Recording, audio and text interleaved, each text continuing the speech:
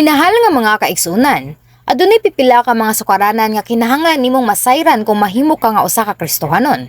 Gitudloan ni Jesus ang iyang mga disipulo sa pag-ampo sa Ginoo aron sa pagtudlo kanila unsaon nila pag-ampo.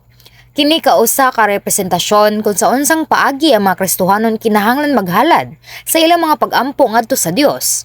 Ang Apostles' Creed kay usa ka tipikal nga pahayag sa pagtuo sa mga magtotoo. Ang napulo ka mga sugo usa ka importante nga sukaranan nga hinumduman tungod kay kini ang mga sugo nga gihatag sa Dios sa mga Israelita pinaagi ni Moises.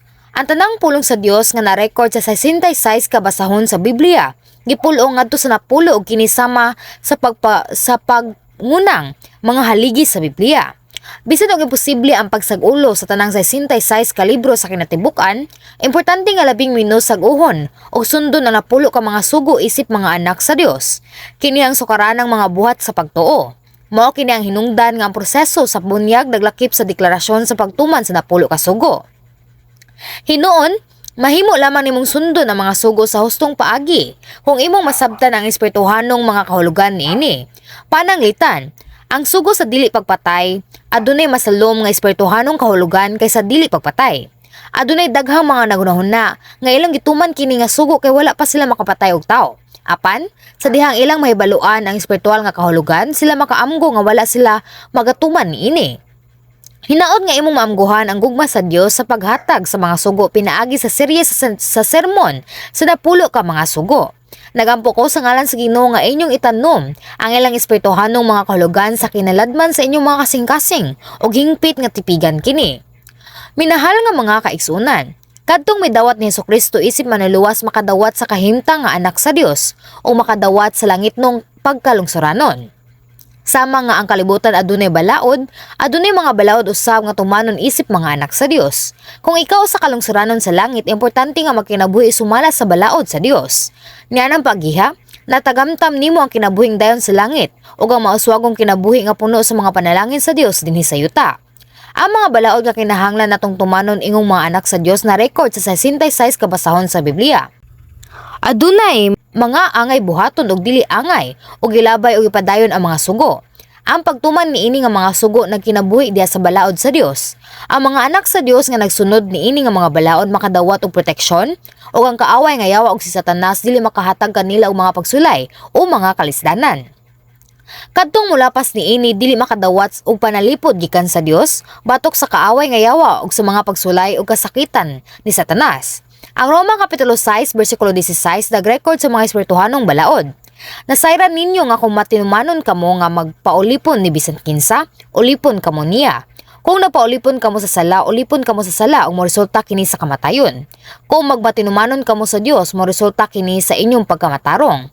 Ang paglapas sa mga sugo mao ang pagbuhat og mga sala ug sa katapusan nahimong ulipon sa sala ug sa yawa ug sa pagkahulog ngadto sa impyerno. Ang Dios wala maghatag kanato sa mga sugo sa pagapos kanato ug sa pagsakit kanato.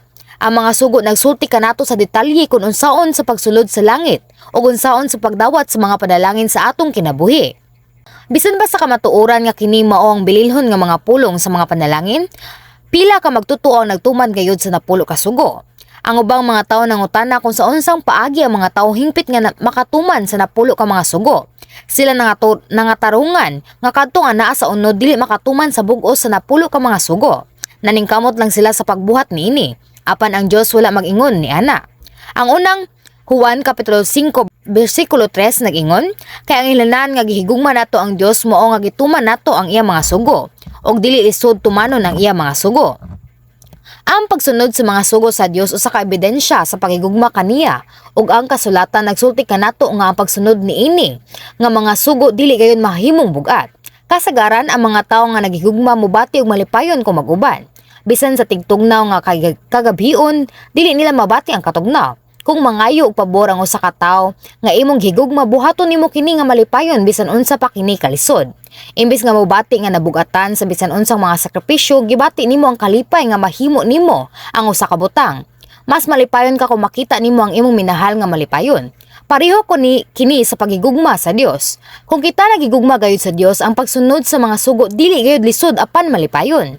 Sa panahon sa daang tugon ang mga tawo mituman sa mga balaod pinaagi sa putli nga kabubuton o paningkamot apan kini nausab sa panahon sa bag-ong tugon. Aron sa pagula sa atong mga sala, ang walay sala nga si Jesus miagi sa paglansang sa krus ug nahimong halad sa pagidait. Ang balang espiritu mosulod usab sa mga kasing-kasing sa tanan nga modawat ug motuon niini ug mutabang kanila. Kung bugos na itong maamguhan ang gugma sa Dios sa pagpadala sa iyang bugtong anak o makadawat sa gahom sa balang espiritu, mahimo na itong tipigan ang bisan unsa nga lisod huptan sa atong kagalingong kabubuton o abilidad. Kadtong mon sister nga lisod ang pagtuman sa mga sugos sa Dios ug busa, magpadayon sa pagkinabuhi sa sala dili makaingon nga sila nahigugma sa Dios o adunay tinuod nga pagtuo. Ang unang Juan kapitulo 1 bersikulo 6 nag-ingon, kung maingon kita nga nahiusa na kita sa Dios sa panagpuyo di ay gihapon diya sa kangitngit na makakita og wala makinabuhi sumala sa kamatuoran. Og ang unang Juan kapitulo 2 bersikulo 4 nag-ingon kanato, kung may moingon na kaila ako sa Dios, apan wala nagtuman sa iyang gisugo, bakakon ka ng tawhana og wala kaniya ang kamatuoran. Sa pagpatinaw sa Himaya sa Bagong Jerusalem, ang pinadayag kapitulo 21 bersikulo 27 nag-record, walay bisan kinsa nga nagabuhat sa pagpamakak nga makasulod niini. Dili ka makasala kung magkinabuhi sumala sa kamatuoran, kung ang pulong sa Dios, ang kamatuoran nga mao ang bini sa kinabuhian naa sulod nimo. Kung miingon ka nga mituo ka sa Dios apan wala ka motuman sa mga sugo sa Dios, wala kay kamatuoran sa sulod ug namakakaatubangan sa Dios. Karon, atong tan-awon ang unang sugo. Ang pasahi sa Biblia karon nga Exodo kapitulo 20 bersikulo 1 hangtod sa 3 nag-ingon, ang Dios misulti ug mao kini ang iyang giingon. Ako ang Ginoo nga inyong Dios nga nagkuha kaninyo gikan sa Ehipto.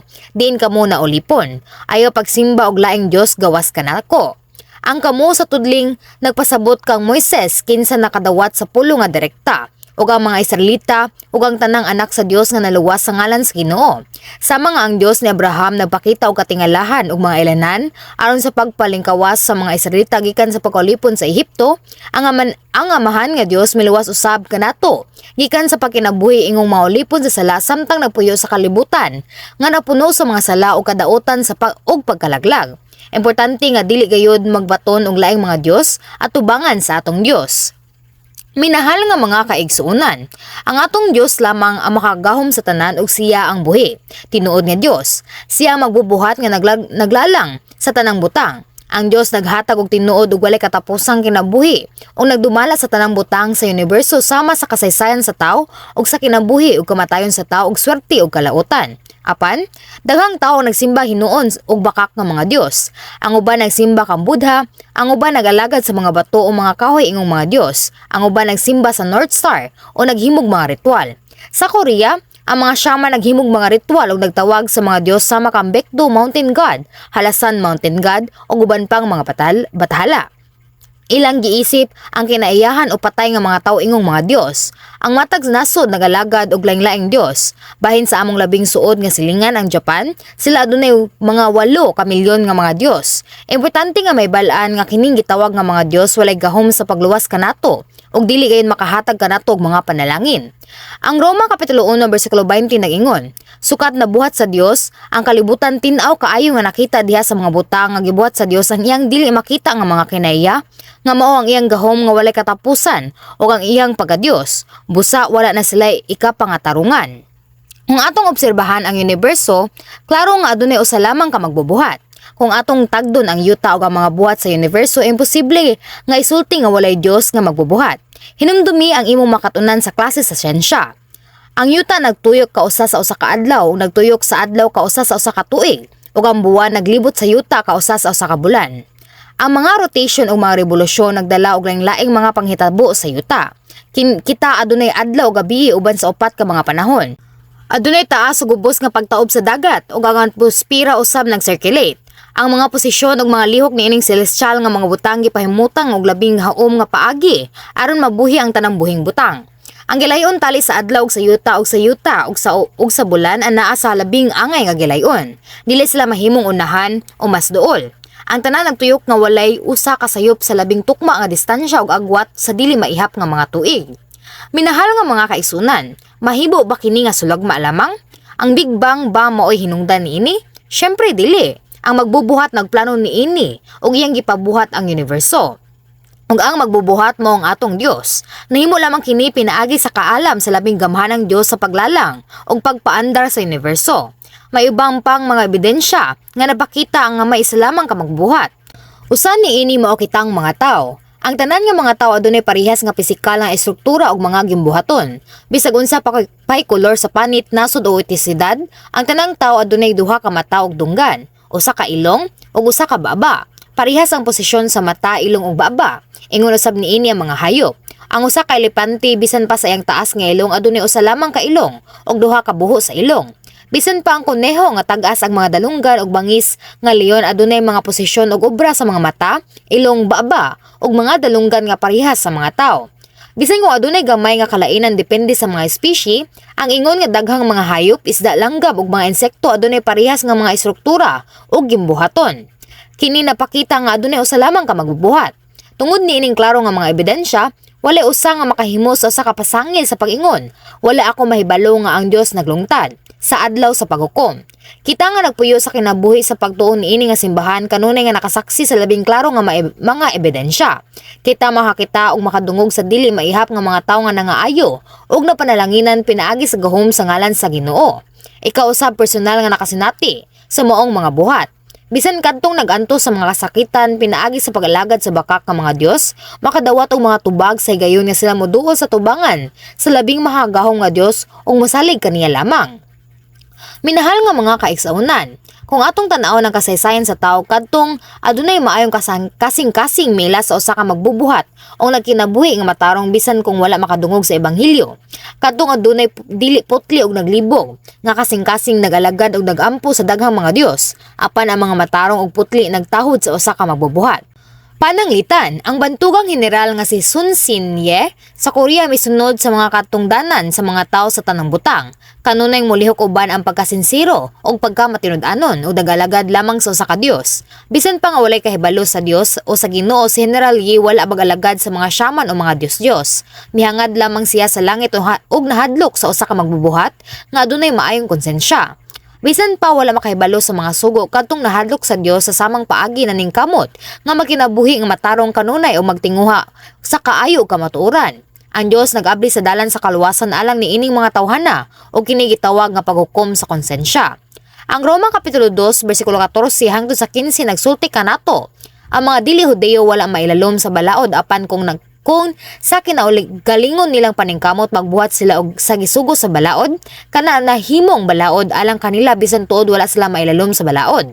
Ang ilang binuhatan nagpakita nga ang gisugo sa balaod na sulat diha sa ilang mga kasing-kasing. Ang ilang mga konsensya napakita usab nga kini tinuod sanglit ang ilang mga nahuna usahay naglaban kanila ug usahay nagsupak kanila. Kini napasabot nga giablihan sa Dios ang dalan sa kaluwasan alang sa mga tao sa panahon sa daang tugon. So wala pa ang pag-abot sa Ginoo ni adtong wala pa makadungog sa ebanghelyo o walay kahibalo sa balaod. Kung ilang gisunod ang ilang maayong konsensya, giablihan sa Dios ang dalan sa kaluwasan. Apan ang problema ana sa kamatuoran nga adunay mga tawo nga nag-ingon nga sila nakaila og nagtuo sa pag-ana sa Dios apan nagsalig o nag-alagad sa ubang mga Dios. Ang uban nagtuo sa Dios ug sa Ginoo apan may bisita sa mga shaman o nakigbahin sa fortune telling o witchcraft. Ang uban nagsulob pagani anting-anting. Ang uban nagatambong sa mga seremonya sa mga relihiyon nga nagsimba sa bakak nga mga Dios ug nagasimpatya sa ila, nga nagclaim nga kini nga mga buhat kay nagapauswag sa paghiusa ug pagkamahinatagon. Adunay usab mga dili magtotoo nga nag-ingon nga ang Kristyanismo dili magbag-o o eksklusibo tungod kini nagsuti lamang kanila nga motuo sa usa ka Dios. Apan adunay usa lamang ka magbuhat nga naglalang kanato.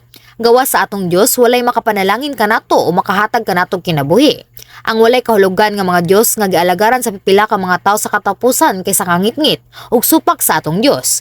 Nagikan sila sa yawa nga ang kaaway sa Dios. Ang kaaway nga yawa ug si Satanas naglimbong sa mga tawo sa pagtalikod sa Dios nga kinahanglan nilang kahadlukan ug pag-alagad sa walay pulos nga mga Dios-Dios. Gidawat tinuon sa kaaway ang pagsimba nga nagdala kanila ngadto sa kalaglagan. Ang mga tawo nga nag-angkon nga nagtuo sa Dios sa panag-alagad sa ubang mga Dios makasinati usab og walay katapusang mga pagsulay ug kalisdanan. Sila napuyo sa usa ka makaluluoy nga kinabuhi uban sa kasubo ug mga kasakit. Ang Dios sa gugma dili gusto nga ang mga tawo mag-alagad sa ubang mga Dios ug malaglag. Busa siya misugo kanato nga walay laing mga Dios sa tubangan kaniya. Aron kita makalagad sa usa ka Dios, makadawat sa kinabuhing dayon ug makapuyo og bulahan nga kinabuhi dinhi sa yuta. Kung wala pa gisulat sa Dios kini nga sugo kadtong nag-angkon nga nagtuo sa Dios apan dili determinado sa kasing-kasing mahimong modawat og moalagad sa ubang mga Dios. Mga kaigsuonan, palihog hinumdumi nga ang bisan unsang mga Dios gawa sa Dios kay walay kaayuhan o makadaot sa kalag. Importante usab nga hinumduman nga kadtong tinuod nga magtuo sa Dios wala na mag-alagad sa ubang mga Dios nimo salig sa unudong kalibutan. Sa walay paglangkit sa unudong maunahuna sila nagsalig lamang sa Dios. Dili ba ang atong Dios nga nagbuhat sa tanang butang uban sa atong sulod nga mga organo makaayo sa bisan unsang pisikal nga sakit? Bisag unsa pa kalisod ang imong sitwasyon, dili ba ang atong Dios nga nagdumala sa kinabuhi ug kamatayon sa mga tawo og panalangin ug tunglo, dili makausab sa sitwasyon or sirkumstansya? Kung ang usa ka tawo tinuod nga mosalig sa Dios uban sa walay sala ug tinuod nga kasing-kasing, ang Dios malipay ug siguradong motubag. Ang Salmo kapitulo 62 bersikulo 5 nag-ingon kanato, siya lamang ang nanalipod ug nagluwas kanako. Siya ang akong tigpanalipod ug dili gayud ako matarog. Nang hinaot ko nga kanunay nimong mahimamat ug mahisinati ang mahigugmaon Dios nga nagtuman sa imong paglaom pinaagi sa pagsalig lamang kaniya.